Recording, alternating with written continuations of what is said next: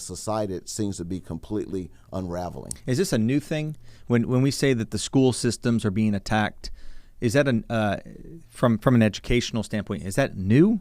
Is that like a recent thing, or do you think it's been going on for a while? It's been going on for decades, for a very, very long time. Just the public education itself, how it was established, created a change, because before that you had individuals were schooled in the homes. The mother, the father taught their children. You had the small town village schools. Exactly. That the parents hired the schoolmaster or fired the schoolmaster. Exactly. So the parents were the ones that actually controlled the education process.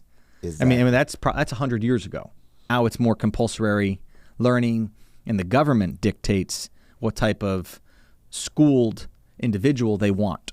Exactly. It's a very conditioned person that they're looking for. Exactly.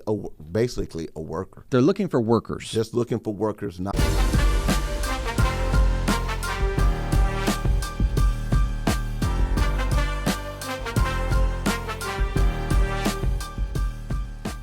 Welcome back to another episode of Kingdom Heirs, where faith meets business, inspiring the kingdom-minded entrepreneur. Today, I've got the great privilege of interviewing Samuel Aundrá Fryer, who is a retired colonel with a 30-year commission service in the United States Army of active duty. He's also married 29 years. He's got 4 children, 3 grandchildren, who has served here locally in our community of Corpus Christi as a Messianic Torah-keeping group for the past 5 years. He teaches and preaches at the Summit Church here in Corpus Christi. He's the vice president of the Terramar Property Association for the past 5 years. Serves as Precinct 129 chair of the Nueces County Republican Party, a pledged member of the Leadership Corpus Christi Alumni Association, and a supporter for the past 7 years of the Nueces County Citizens Defending Freedom. Serves as a member of the Election Integrity Project, served on the board of directors for Corpus Christi Metro Ministries for the past 7 years, and the list goes on. Welcome to the show, brother. How are you today? I'm doing very, very well, and I just wanted to make one slight correction, and that is it was active duty and reserves as far as the military service, and of course the Citizens Defending Freedom. They haven't been around 7 years, so it's actually I've been involved with them for a few years. Excellent. And so, yes. You're an active guy. You have a lot going on. Yes, it's very important, because as in our United States, we the people are the government, and if we're not engaged and we're not involved, then of course who is going to be? That's a great perspective. So today, if you haven't guessed it, we're going to be talking about politics. We're going to be talking about government. We're going to be talking about citizenship. We're going to be talking about whether or not we're subjects of our government, or if we're active members of the government, and or the governing body is the people, right? Mm-hmm. I've known Samuel, we've known each other since 2012. Yes. We met each other I think it was the year you guys moved here. We got here in 2012. You were here a year before us. That's right. And that's when we met. Yeah. And then you were James the Carpenter. I was James the Carpenter. And you've moved a long way since those 12 years, my brother. I was told Megan's mother says, James doesn't let grass grow under his feet very long. And I said, what does that mean? She goes, well, it just means you do a lot. You're always moving. You don't stand still long enough. There you go. And but one thing I appreciate about you is that, looking at your background, your history, you're a very faithful guy. To stay true to a calling, because you served for 30 years plus, active, and then the reserves. You've been married for 29 years, yes, which is very. It'll be 29 years here in August. So this the end of the month, in fact, the 31st of August, which is it's a big deal. And I yes. say, man, is it really a big deal? I mean, my parents were married for 55 years. Yes, right. And we want to aspire to get this that mark and beyond, Lord willing, if He doesn't return too soon. Because it's a statement. Isn't it a statement? Yes. Marriage today, we think of marriage, unfortunately, today in the context of our culture, and we think of broken marriages. Yes.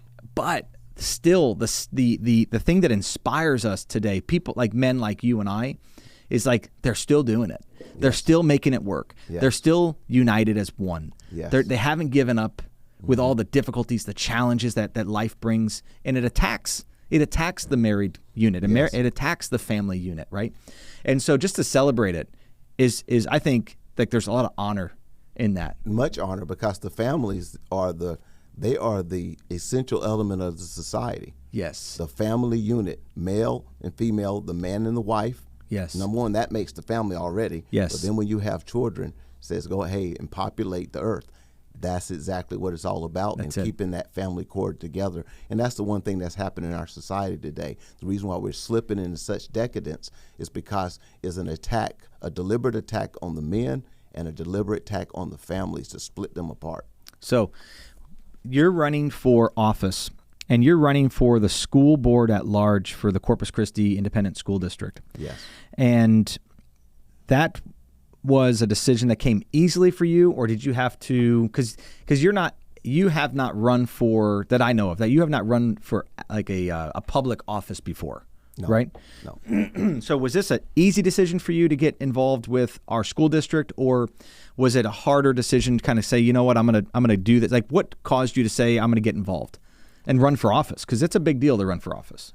Well, it's really about, there's a lot of attacks, like I was saying, on the family itself. There's like this cultural pull and this conflict that's going on that is for, like, really for the hearts and the souls and the strength, which is the essence of how the Lord tells us to love Him with all our heart, soul, and strength. And for our essence, it's like it is this deliberate attack on that, on the family itself in our society, and it's a devastating attack at that, because it's not just adults, it's really children. Right. And so there was Gil Hernandez, who's the District 5 councilman and the city council. He made a statement last week on the Bob Jones show. He said that whenever you got to vote down ballot, and the importance of voting down ballot is because the city council, those who vote for the city council, that council affects decades. Yes. For that group of people. Yes. But I want to give a caveat to that, and that is it's more important to vote down ballot, especially for the school boards, because those school boards affect generations. And we are seeing the problems with generations that have been attacked in the education system, and where it leaves us right now, that a society that seems to be completely unraveling. Is this a new thing? When we say that the school systems are being attacked, is that from an educational standpoint, is that new? Is that like a recent thing, or do you think it's been going on for a while? It's been going on for decades, for a very, very long time. Just the public education itself, how it was established, created a change, because before that you had individuals were schooled in the homes. The mother, the father taught their children. You had the small town village schools. Exactly. That the parents hired the schoolmaster or fired the schoolmaster. Exactly. So the parents were the ones that actually controlled the education process. Exactly. I mean that's 100 years ago. Plus minus 100 years ago, right? Of the way it was done.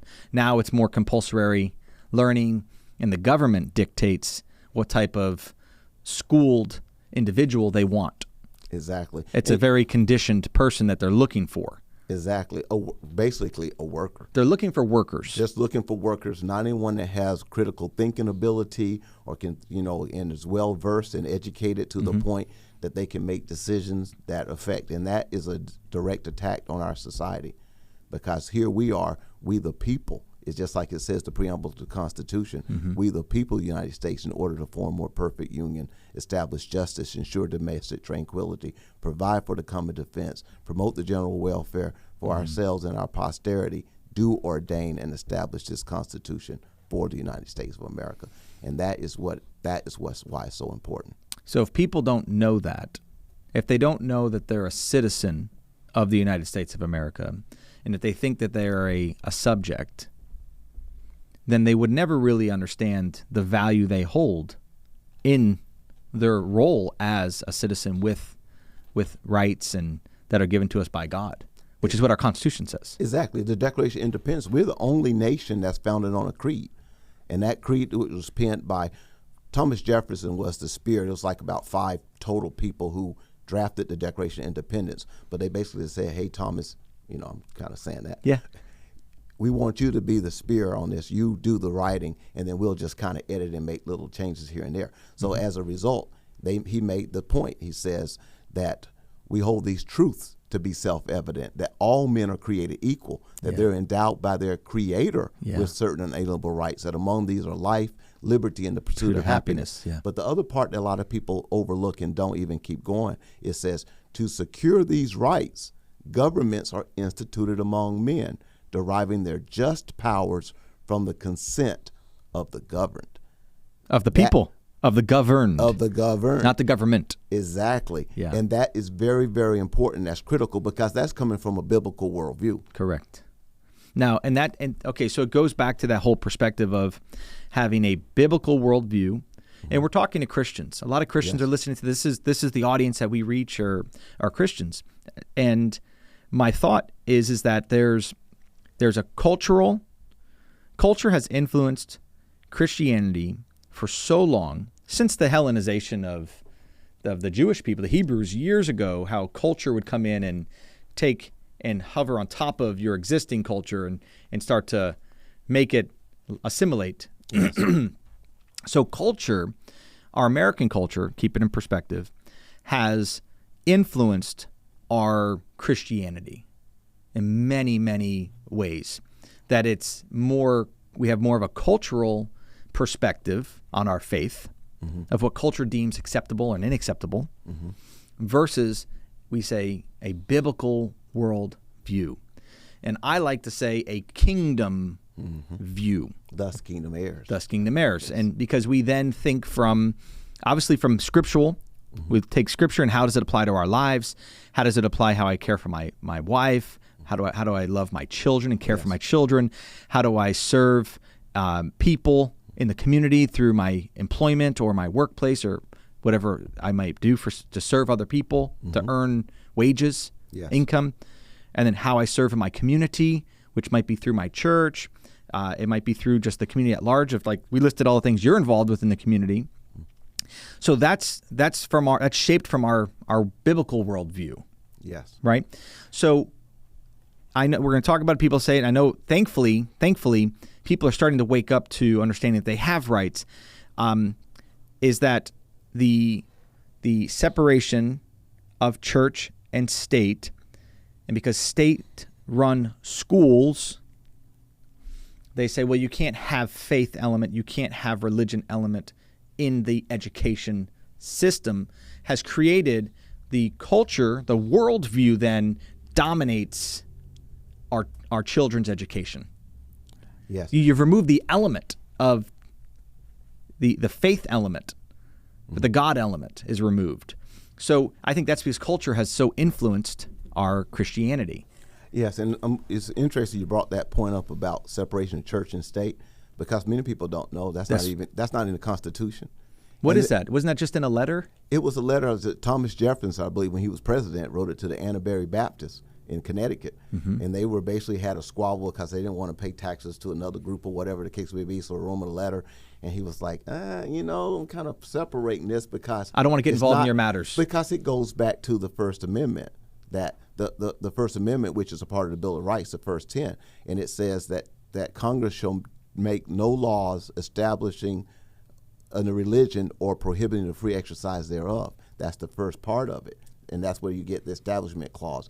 So that has been twisted out of context, and I believe it was a Hugo Black. He was a Supreme Court justice in 1952. He was like one of the longest lasting. He's actually a KKK member and some other things. Yes, as many of them were. Yeah. But the thing about him was there was a particular situation that they made a decision because at the time there was a Catholic school wanting to have bus fare in order to transport their individuals, to their schools. Yeah. And like a public system. Exactly. And they went up to the Supreme Court, and I'm just kind of paraphrasing the gist of it. Yeah. And it wound up going up into the Supreme Court. But he actually penned the decision, which was the majority decision, was that in itself, because all other schools were doing it, it didn't violate an establishment clause or anything like that. But he also said he made a point about separation of church and state.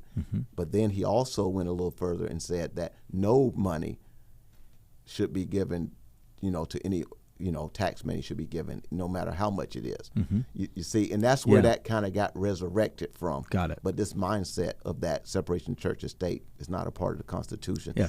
Just like the concept of democracy. You hear that all the time. Oh, we're a democracy. The politicians say, we're a democracy. It's a fight for the soul of our democracy. But actually, we're not. We're a republic. We're a constitutional republic, mm-hmm. which is exactly what we are.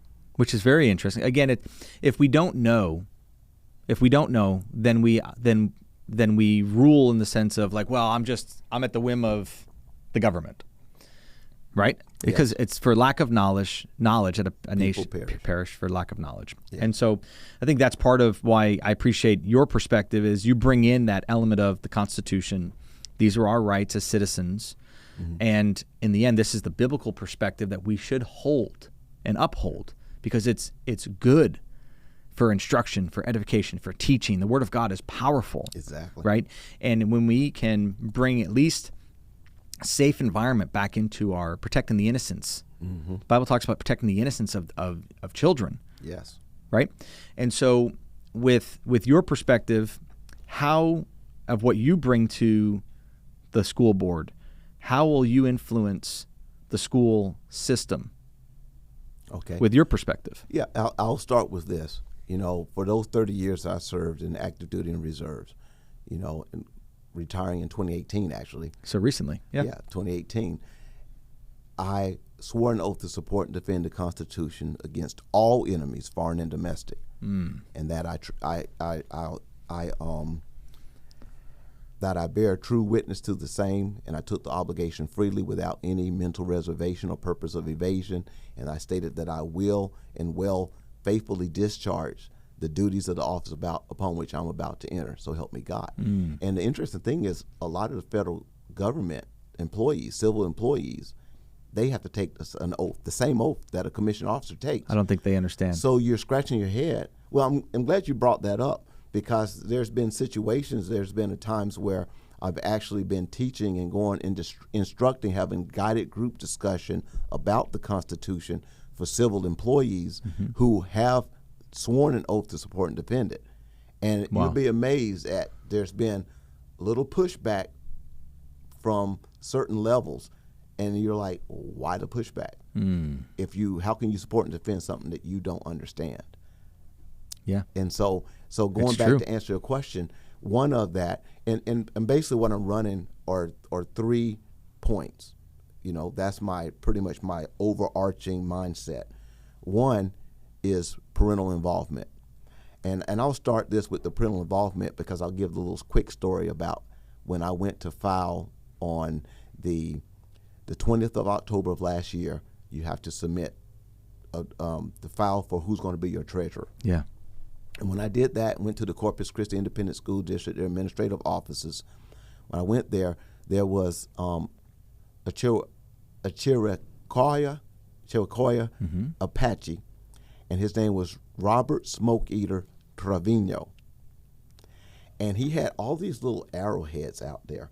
In fact, I want to show you this. He had all these little arrowheads out there. Would he consider he's a native? He was a Native American. Yeah. And these are and he had all of them out, and he told me, he said, "Hey, would you please look at these, and I want you to pick one." And so he gave me one, and then he said, went to the other side of the desk. He said, "Hey, pick another one," and he picked the other one. He happened to see my tsitsi, my tassels that I usually wear. Yes. And he saw those, and we went in a conversation back and forth for a little while about it, and so when I got those arrowheads, there's a particular scripture that popped up in my mind, and I'll just read that very quickly. It's coming from Psalms 127. 127, and when we're reading it, you know it. A lot of people know it, and I'll start from the beginning and I'll read all the way to the end. It says, "Unless Adonai," and this is coming from Complete Jewish Bible, so it's saying Adonai instead of the Tetragrammaton or Yahweh. Yes. It said, "Builds the house, its builders work in vain. Unless Adonai guards the city, the guard keeps watch in vain. In vain do you get up early and put off going to bed, working hard to earn a living. For he provides for his beloved, even when they sleep. Children, too, are a gift from Adonai. The fruit of the womb is a reward. The children born when one is young are like arrows in the hand of a warrior. How blessed is the man who has filled his quiver with them. He will not have to be embarrassed when contending with his foes at the city gates. I love And that. the interesting thing is this. We know that an arrow without a head is just a stick. Yeah, that's good. Yeah, just a stick. It's just a stick. It's Hopefully not- a straight stick. I can kind of think of Goliath going against David saying, you coming at, you think I'm a dog? You come at me with sticks and stones, you know? And, I love it. But the arrowhead is what makes the arrow an effective weapon. Yes. And that arrowhead are the minds of our children. Yeah, that's good. It's the minds and the powerful. hearts of our children. So I thought about that particular piece, and then it goes into another one with the Hebrew when it says the Shema, which is hear and obey. Yes. You know, and it's in Hebrew is Shema Yisrael Adonai Eloheinu Adonai Echad, which is hear, O Israel, the Lord your God, the Lord is one, and that's coming from Deuteronomy 6 chapter verses 4 through 9. Yes. It starts, but it says, and these commands which I command you today shall be in your heart. Yes. That you should teach them diligently to your children, and you should talk about them when you sit in your house, when you walk by the way, when you lie down, and when you rise up. Yeah. You shall bind them as a sign on your hand, and they shall be frontlets between your eyes. You shall write them on the doorposts of your house and on your gates. Amen. So what that's telling us is that the parents, the father, the mother, is responsible for the education of their children ethically, morally, and academically. And so we need to understand that. So as a result, the first principle I have and the first thought is parental involvement. This is good. And the second one is similar, but it's dealing with an educated citizenry. Now, of course, you make the point about the difference between a subject and a citizen. Well, a subject, you have a monarchy over you, or it could be a dictatorship, a tyrannical government, or whatever the case may Yes. be. You have no rights. You have no say in the matter. In fact, it's probably to your best interest not to burn the flags that we see taking place or Yeah. speaking out against the government in Yeah. any kind of fashion. Right. Because it'll probably be off with your head or something worse, maybe Yeah. burned alive, or That's whatever right. the case may Which be. is what those nations have done. Those countries have done that for centuries. Exactly. So we are When the citizens. people rose up, or when the subjects rose up, the government mowed them down. Yes. Yes. And that's what we're in that position. Our government wants to mow anyone like a nail that pops up. Oh, let's just pound them back down in his place. Yep. Because they want us subjected to them. We voted to put them into office. Most of them. Some were appointed by those who we voted in. But they're ruling us like we are cattle. They're attempting to, but see, they only get away with it when you have a citizenry that is not educated. There you go. So this is the They importance don't of know the fact that they have unalienable rights that are not given them to by government. They're given by the creator of heaven and earth. All men have those rights at birth. it. That's right. And I like one friend of mine. He makes the point. He does the legal particular piece with Citizens Defending Freedom. Actually, more of the ministerial piece.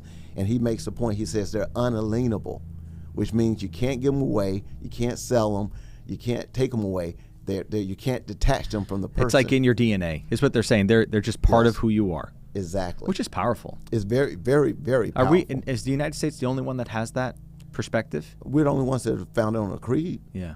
And guess what? Our Constitution, the individuals who drafted our Constitution were very wise and very well versed. When you look at the Constitution and what they did, Yeah. it was very powerful what they did. I mean, Yeah. it's the longest lasting government charter in the history of the world. Over 240 something years. That's a great And perspective. yeah. apparently, from what I understand, the average charter for a government is 17 Years years. before it's overthrown. It's before it's changed. Not necessarily overthrown, but they might shift it and change it. You know, and even our Texas Constitution, it's crazy. Yeah. That thing's huge. I wish I had brought a copy of the Constitution. The copy of the Constitution is very small, including the 27 amendments. Yeah. That's right. Yeah, it is. Yeah. So for our children to be educated from a civil standpoint and understand the Constitution and the founding principles of the nation is very, very important. Is that happening currently in our public schools? Is Not- that part of wouldn't you think the government school would want their students knowing about the Constitution? I think the Constitution isn't taught until typically like high school. Well, all honesty, I don't think it's if it even taught. Like maybe U.S. history.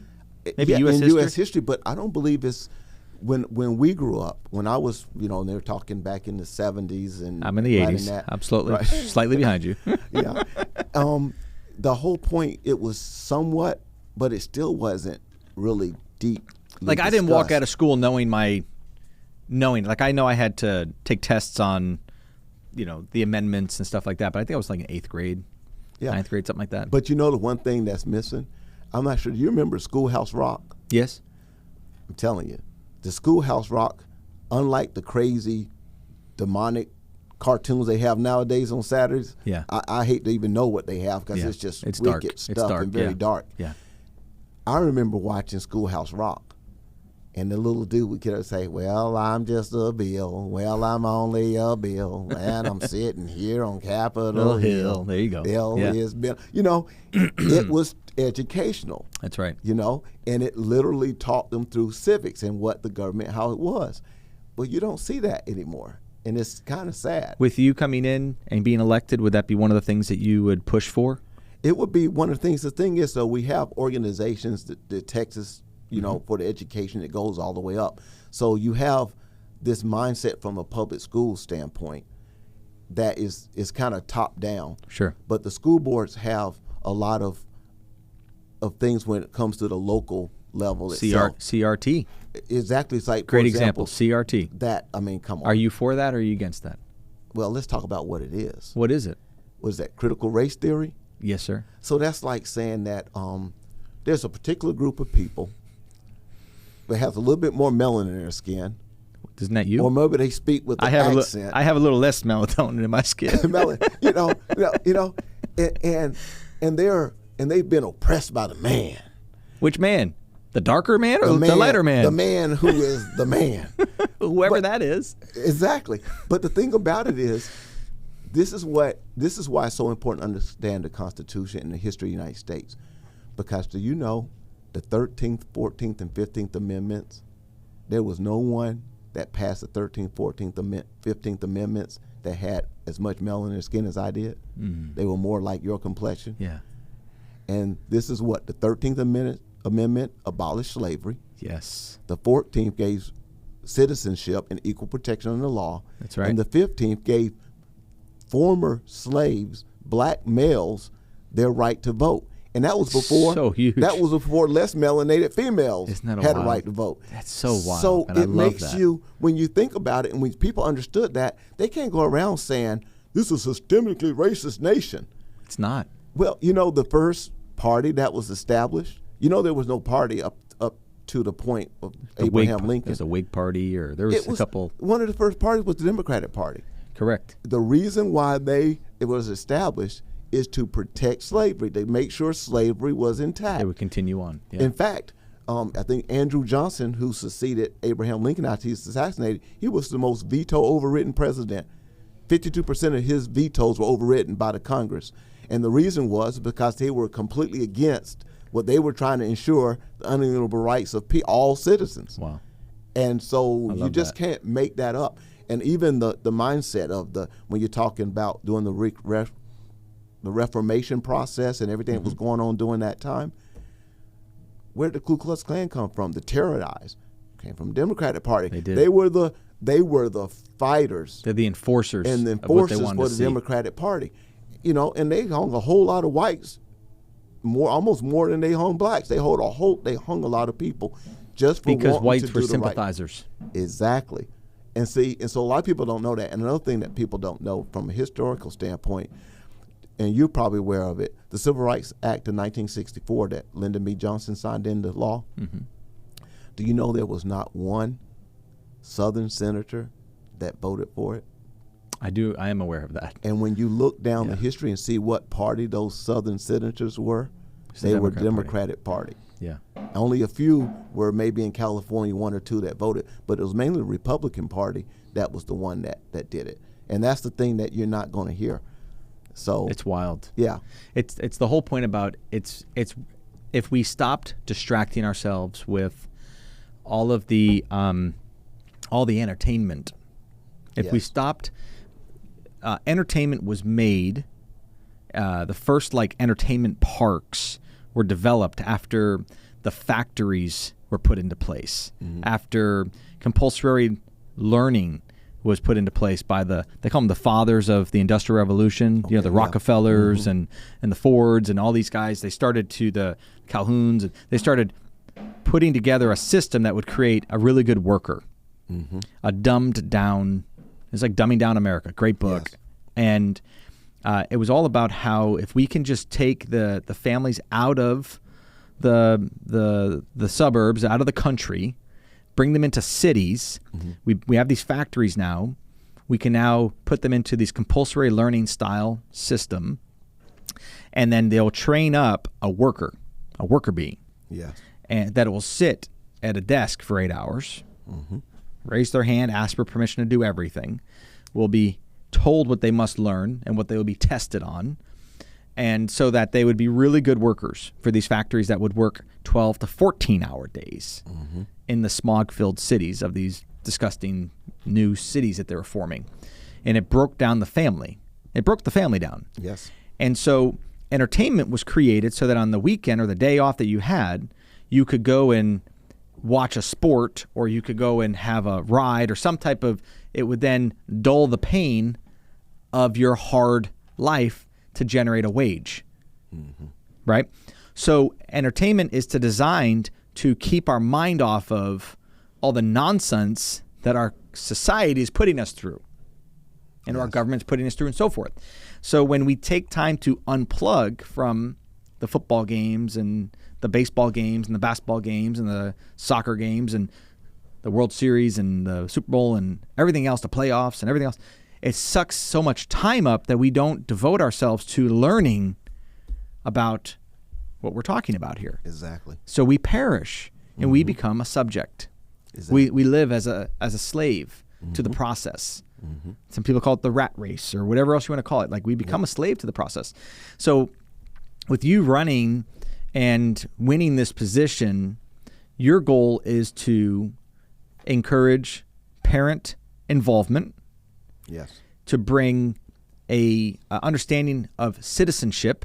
What does it mean that you're a citizen of our great country? Yes. Because in spite of all of the nonsense that happens top down presently, it is still a great country. Yes. And it has the bearing, it has the roots in the scripture.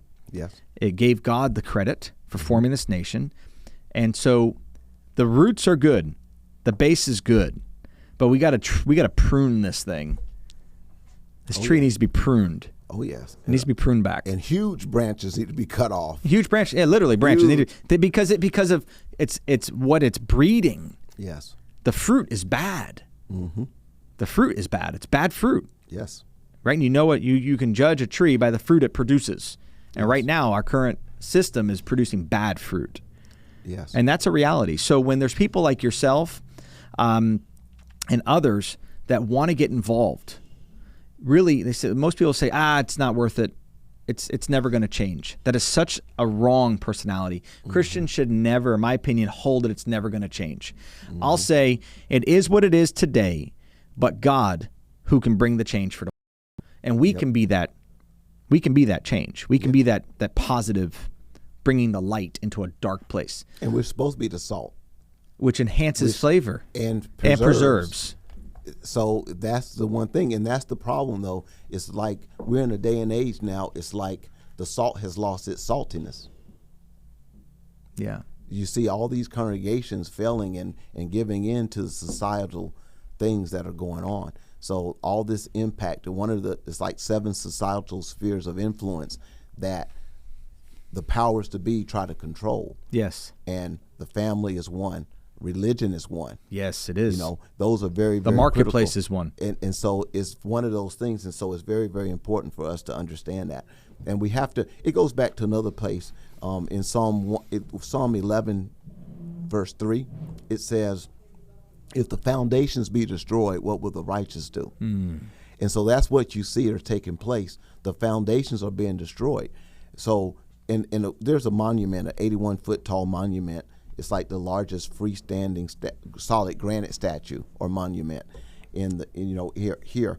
And it was erected at Plymouth Rock, Massachusetts. Yeah. I think I did a text in yesterday to Bob Jones. I said Plymouth Rock, and I put Pennsylvania for whatever reason. Kirk Cameron talked about that. But it's Massachusetts, exactly. He talked about that. And it's amazing because it had faith, which this Plymouth Rock in Massachusetts was a monument to the Pilgrims. Yes. And it had faith, which is like 36-foot tall statue of faith, and pointing up with the right hand, yes, holding the Geneva Bible with the left hand. Yes. And then it had these figurines around it. It had morality, which had a prophet and evangelist on one side and the other. It had law, which was accompanied by justice and mercy. Yes. And then it had education, which basically turns youth into wisdom. Yeah, that's awesome. Which is important. Yes, education. that's right. And then it had liberty, which it inspires tyranny overthrown and ensuring peace. I love that. And it was facing over towards England, and of course tyranny is one big muscular dude. So that is why it's so very important. So when you dismantle the founding principles of our nation, for example, the Bible was quoted more than any other thing when the founders were writing different things, more so, and they were very well versed. It was a reference point, but the book of Deuteronomy itself was quoted more than any other thing. Yeah. Well, that was the law of the land. That was how a land would be governed. Exactly. Here it is. This is the way. Choose life or death. So the way of life has been presented before you. The way you should go. Choose life. Yes. Because you're already in death. You're already in death. You're already in the darkness. Yes. So choose light. The way you should go has been laid before you. So choose light. Choose life. Yes. It's powerful. Oh yes. I mean, it's powerful. Yes. So with your role here, have you found that as you've been meeting people and just engaging with the community, have you seen some light? Have you seen some hope? Or, I mean, are you getting in because the system's completely broken and you're coming in to fix it? Or are you coming in to say, what? I tell you what I have experienced, and it's been encouraging. Okay. Because it had to been a group of people that I've engaged with as a group that hasn't said, hey, I'm voting for you. And because they resonate with what I'm standing for, they agree. Yeah. So I've talked to a security officers one time when I went to when I actually went in to put in the officially file to run. Yeah. And there were two security officers there. One was a police officer, but he also did, I guess you would call it, what do you call it when you do some moonlighting? Yeah, He of course. did that type thing, also working for the school itself. And then another one's just been a security officer. And they made a statement, and some parents made a statement, and some teachers. And the statement was that the discipline and just the violence, this is stuff going on in schools, is atrocious. Yes, it is. He said it's unhinged. And I remember listening to, I would say it was a classical Christian education. It's on the Bob Jones Show. They have a little segment on that, and it's coming from the Annapolis Christian Academy. And those individuals get up and they talk about things. But one of the things I remember them saying was that if you don't have, without the discipline, you don't have the attention. That's if right. you don't have the attention, you can't educate. That's good. And that is so very, very important. We need to get back to parents, and I've heard other things like maybe the schools is not supporting, the administration is not supporting the teacher, so the teacher has a concern with the student and but they discipline. Don't back it up. They either shy away and back it off of it, or they just do that, or the parent may come in, and the parent, instead of the parent saying, well, let's talk and see what happened and hear the story, they automatically say, well, that's not my boy, don't do that. My girl, no way she does that. Oh, that's no. Yes, right? That's right. And so in reality, that's not the way to do it. I mean, we very rarely had issues with our children. I mean, it's just maybe one or two. Yeah. That's it. Right. And we're talking, we have a 28-year-old all the way down to an 18-year-old. Right. And our son Azariah, he graduated 10th in his class out of 456 from Flower Bluff. Yeah, he's a smart kid. But he's devoted. But he's devoted and he's disciplined. Yes. He's very well disciplined. Yes. And so the interesting thing though is that, and I'm not I don't want to go into this diversity, equity, inclusion thing to make it seem like I'm going that way, because I'm not. Yeah. But it's bringing up a point, and it's dealing with the focus of education. Yes. Out of the 10 people that were on that stage in his class, graduating class, the top 10, I think it was 7 of them were Asian. Really? Wow. And look at our demographics in Corpus Christi. Yeah, you and I are the minorities. And now I'm coming from an equal employment opportunity perspective along that kind of mindset, because you've worked in the government role that way. Exactly. And they look at the how the representation based on population in different jobs and things like that. And so when I saw that, I was thinking, wow, that's interesting. But the focus is education for them. Of course it is. That is the reason why it seems to be it's despairing. But it's not because the other ones don't have the opportunity. No. And it's not because we want to have equity, which means you put as little effort in as you possibly can, and you're going to get the same outcome. No, that's not how we do business. It doesn't work like that. That's not how the Lord works. That's not how any successful society works. Nope. Marketplace doesn't work that way. Marketplace doesn't work that either. So the point is, equality is vastly different than equity that they're trying to push. And that's the families, to me, based on that statement, based on that ratio, I would say the families look at the value of education much higher versus maybe sports. Yes. And back in before the 50s, right in that time frame, right at the Reformation and all that process, and then up to the 50s, Civil Rights Movement, actually black families had a high value education too. Sure. Oh yeah. Very high value until the so-called Great Society. And then from that standpoint, things started diminishing. The family started breaking apart. They started having unwed births. Yes. And things like that. And it started dismantling. So the focus is all about education. It has nothing to do with your background, where you came from. None of that. And the value you placed on education. Exactly. And the disciplined aspect. A lot of people think discipline is, that means you're getting whooped, right? No. No. Discipline is you're learning, let's say, learning the disciplines of boxing. Mm-hmm. Now, if you don't know the disciplines of boxing, of the footwork, of your guard or your hand or your head movements, you're going to get your butt kicked. You're going to get whooped straight up. But if you know agility and you know how to move and you know how to, you're actually then learning the disciplines so you can actually have a fight. Exactly. And do well in the fight. Exactly. So the disciplines of life, disciplines of education, disciplines of sports, all of that is just learning what to do and what not to do, how many repetitions you need to make. Yes. When you fail, just go back to the previous step and try to perfect it through. Yes. There's just all of this with discipline it's not with a stick per se. Mm-hmm. Right? That's so right. I don't think our schools discipline us in a way of the way you should go. And part of that is, again, that parental involvement is out there. One of the things they're doing, you can't take your hands off the wheel with the education of your children. Well, one of the things that's taking place is you have this education process that is trying to alienate and push parents away.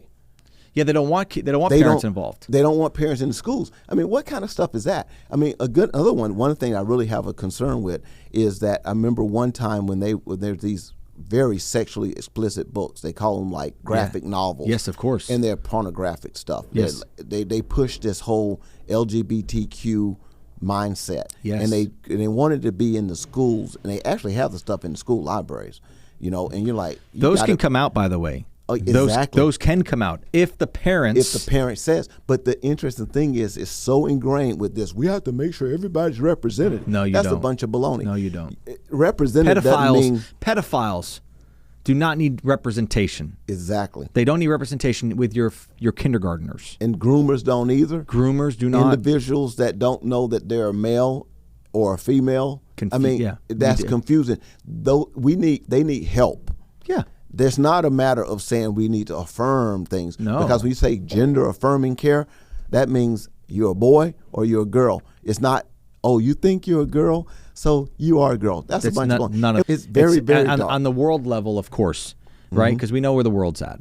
Yes. We know where the world's at. But we don't need to be there. Don't need to be there. We do not need to embrace it. and don't need to let our society slip that direction either. Correct. And so, for example, there were parents who just simply in the school library the public libraries for the city, they have a library board, and they managed to get like about 5 people on the library board that had more of a conservative biblical worldview type thought. Yeah, wow. And the interesting thing is that immediately after they got on, you started having these attacks. And the only thing they wanted to do was say these sexually explicit books that are like, if you ever saw them, first of all, you remember the gentleman that came and was and the pastor was going around pushing back on those books we met. Yes. Well, the interesting thing is when those parents Pastor Richard Vega. Pastor Richard Vega, exactly. Yes. When they go and make points at the school boards, their mics are cut off. Or they You can't say that. You can't say that. You can't read that. You're letting our kids read it. Yeah, but our kids got it in their hands. So only thing they wanted to do was take them from the children's section and put them somewhere else in the library so the children will have a direct access to it. And you think they were trying to, I don't know, it's like, well, I can't say murder a baby because a lot of people think murdering a baby is okay.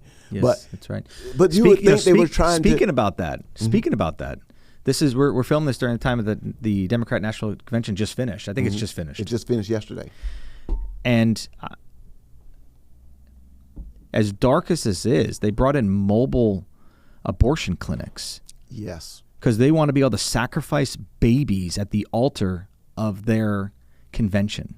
Yep. That's like sacrificing babies to Molech. Exactly. That they did centuries ago. And I think they were offering vasectomies as well. Of course they are. Because they don't want their own party reproducing.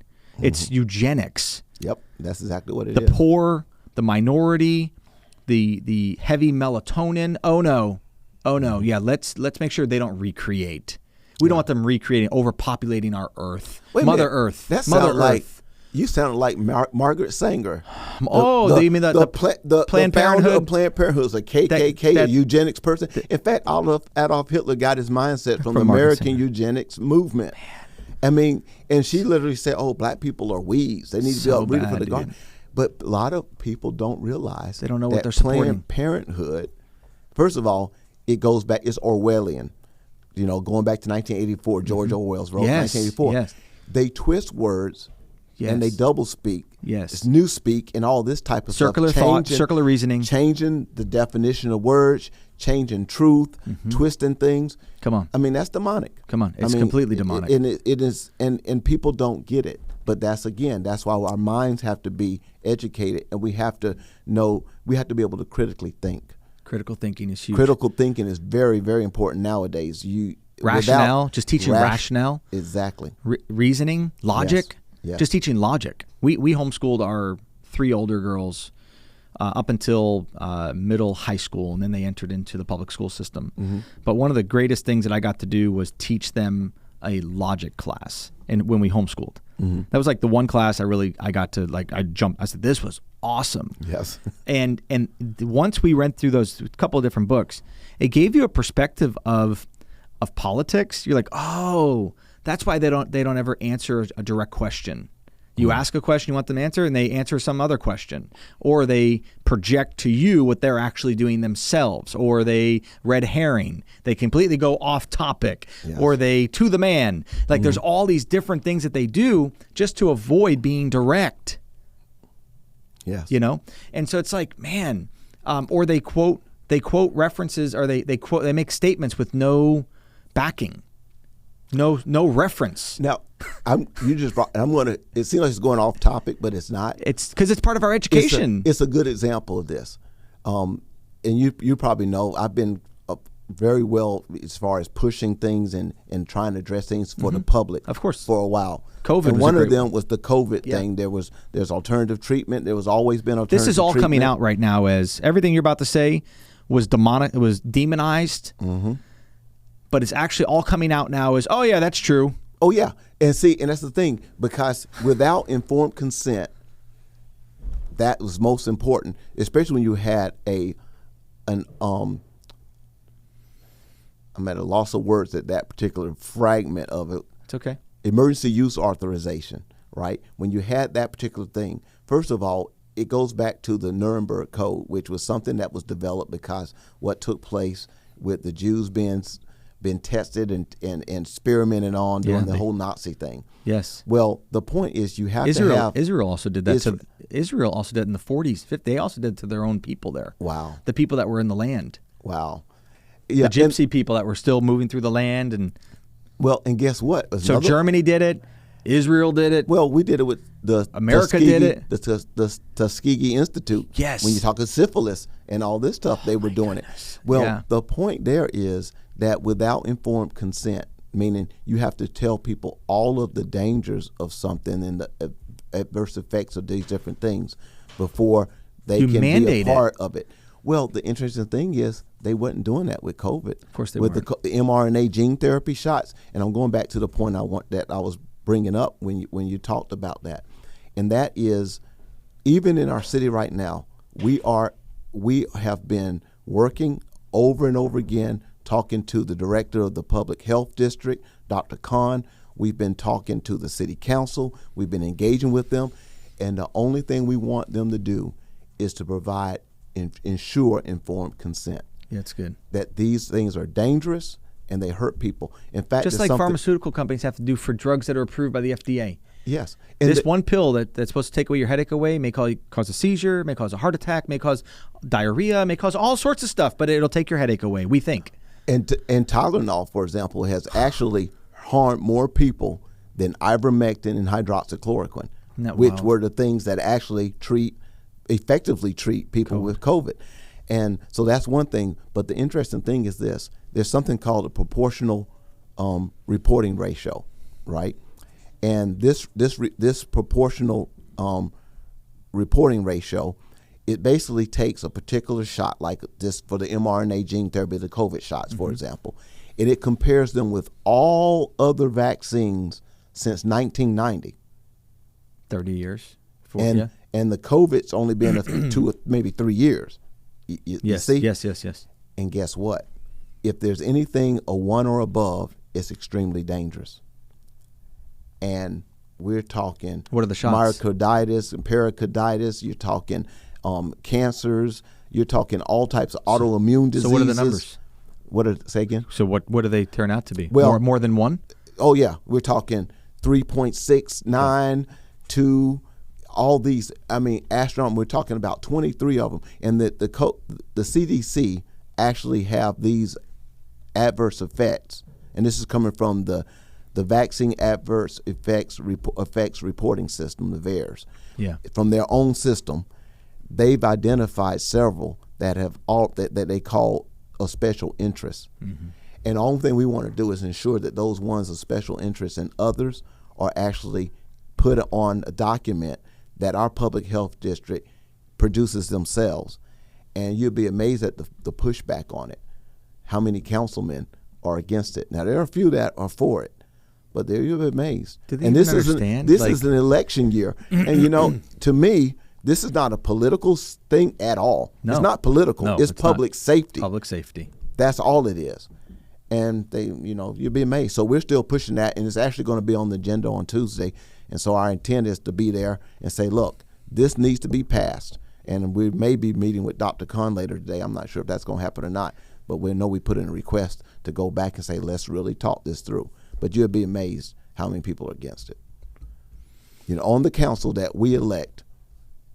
Most people don't even know really who their their city council members are. Mm-hmm. You don't have any debates.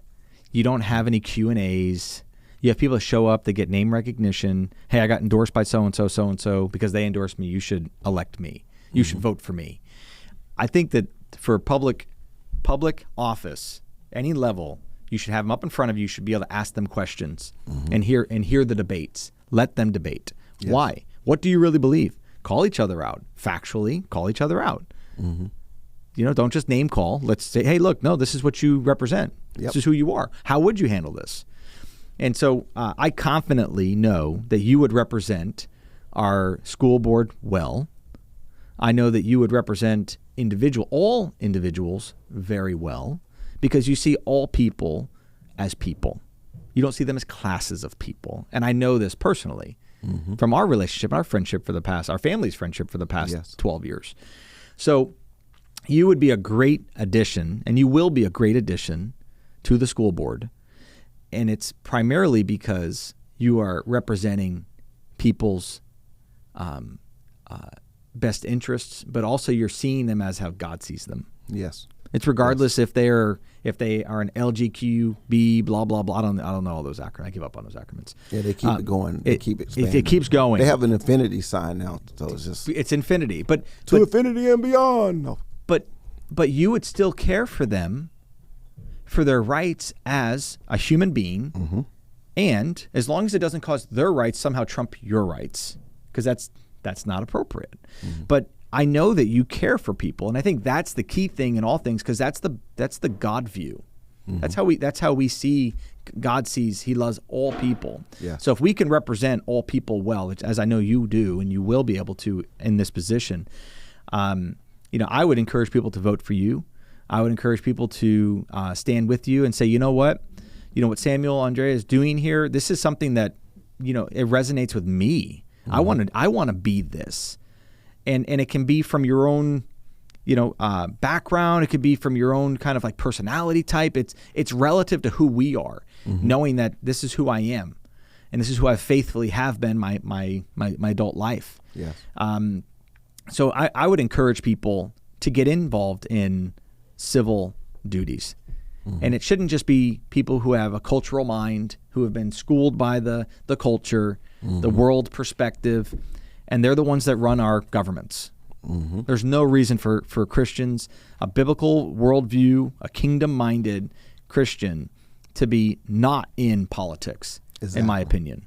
Especially when it comes to our nation. Oh, my goodness, yes. It's not the same as any other nation, so why not take advantage of it? Right now, you have individuals and groups and organizations taking advantage of the ignorance. It's ignorance. And or taking advantage of the person said, well, the election's going to be stolen, so whatever. Might as well not even vote. Not realizing. Oh, the other thing is, and this is a direct assault on the Constitution itself, because a lot of people think about, there's something trying to circumvent the amendment process. Yes. They're literally going to state legislatures and they're getting them to say, we're going to go a popular vote. Yeah. And the Electoral College was designed for a reason, so that all the states pretty much had relatively equal footing when it comes to the election. Because there's a quasi-popular vote. Because when I say that, it means that there's a popular vote in the state that says the winner takes all in the majority, except for Maine and I think Nebraska. And I think Nebraska is looking at changing that to make winner take all those two. So. But people don't understand that they're literally trying to undermine it by going with the popular vote. That is what's called democracy. There you go. And democracy is the majority rules, mob rules. That's it. That's the reality of it. One over everyone else. If it's just 51 versus 49. Then other 49 got to submit. Exactly. Yeah. And we don't have a democracy. That's not even in the Constitution, but the word Republican is in the Constitution. I love that. But It's not talking party, it's talking the form of government, which is a representative government. How can people connect with you? Well, I can say my website is, first of all, it's Citizens for Fryer. Citizens for Fryer. Citizensforfryer.com. Okay. No, you can say citizensforfryer.com or because it rediverts to the .info. Okay. It's actually citizens, just like it sounds, and then for is FOR, Fryer, FRYER .info, INFO, and it could be .com as well. We'll make sure we have that up there as well. People will be able to connect, follow your links, and then also you have an event coming up next week. Yes, next week I have our school board. This is the CCISD School Board at Large. That's me, the candidate, and it is meet and greet and fundraiser.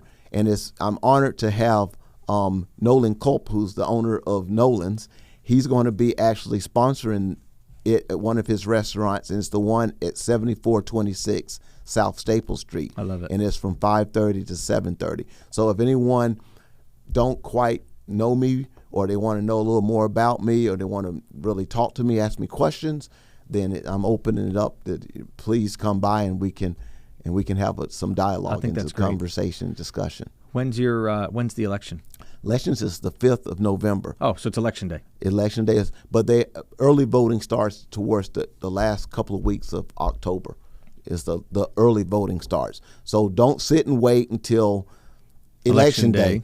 Things start happening. That's right, they do. You start losing paper, or you don't have this, or you don't have that. So vote as soon as you can. Flood it. Do whatever you need to do to make sure you vote. Encourage your families to vote. Encourage your neighbors to vote. And look at it from the standpoint of parental involvement, educated citizenry, and truthful learning. I love it. Because there are birds and bees. There are birds and bees. I love that, dude. You're so much fun. Anybody that's spent enough time with Samuel will love his personality. You've got a great personality, dude. You and I could just sit together. We could talk truth all day long.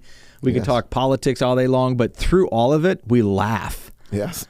We laugh through all of it. And not laughing at it. It's just, if you don't have a sense of humor, you're especially with all the heavy stuff that's going on. You've got to be able to have a sense of humor through all of it. So, well done. I'm really proud of you as a friend of yours. I'm very proud of you for being in this race and putting your values out there.